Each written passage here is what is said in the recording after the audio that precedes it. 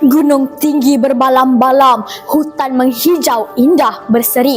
Kisah perjuangan penuh ilham dalam lembaran bagaikan puteri. Assalamualaikum, salam sejahtera, salam bicara buku. Setiap buku membawa kita ke dunia yang berbeza, mengajar kita sesuatu yang baru dan membangkitkan pelbagai emosi.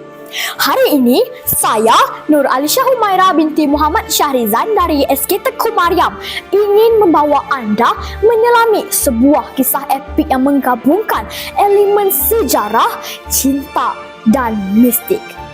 Sebuah kisah yang merentasi masa dan menyentuh jiwa. Mari kita terokai dunia luar biasa dalam bagaikan puteri.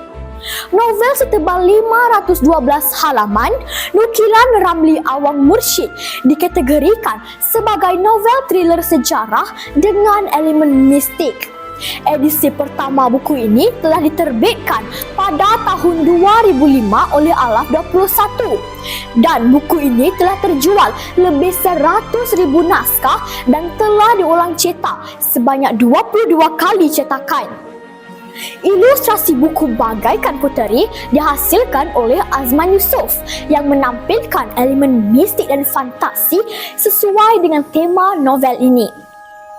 Ramli Awang Mursyid, seorang penulis prolifik dalam genre suspens dan mistik, telah menghasilkan banyak novel yang menggabungkan sejarah, aksi dan spiritualiti dengan penuh ketelitian dan keunikan. Menerusi karya Bagaikan Puteri ini, beliau telah dinobatkan sebagai pemenang Anugerah Sastera Negeri Sabah pada tahun 2007 sehingga lahirlah trilogi Bagaikan Puteri, Cinta Sang Ratu dan Hijab Sang Pencinta. Beliau turut menerima Anugerah Buku Negara menerusi novel Sembilan Nyawa pada tahun 2012. Bayangkan sebuah zaman silam yang dipenuhi peperangan, kejahatan dan perjuangan. Di sinilah kita bertemu dengan Saifuddin, seorang pendekar berjiwa sufi yang lebih dikenali sebagai Laksamana Sunat.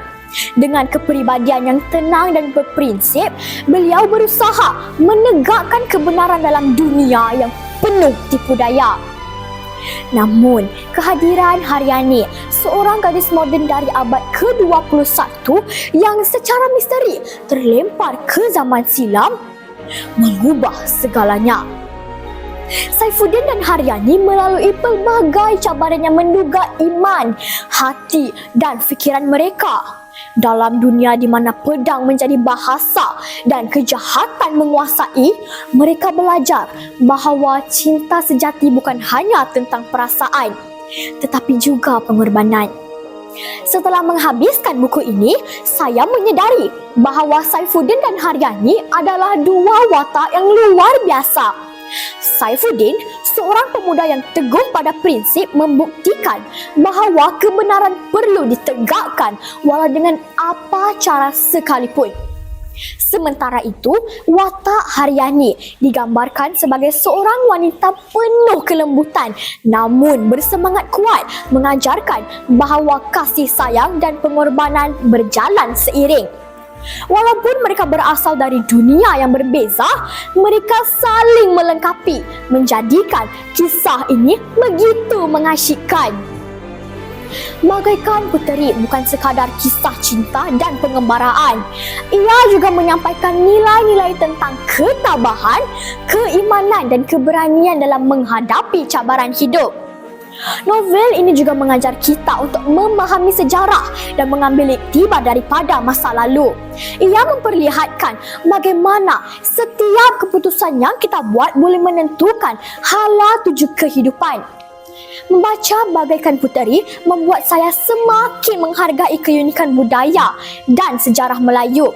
Dengan unsur-unsur spiritual dan aksi yang mengujakkan, ia membawa kita ke dunia yang jarang diterokai dalam novel biasa.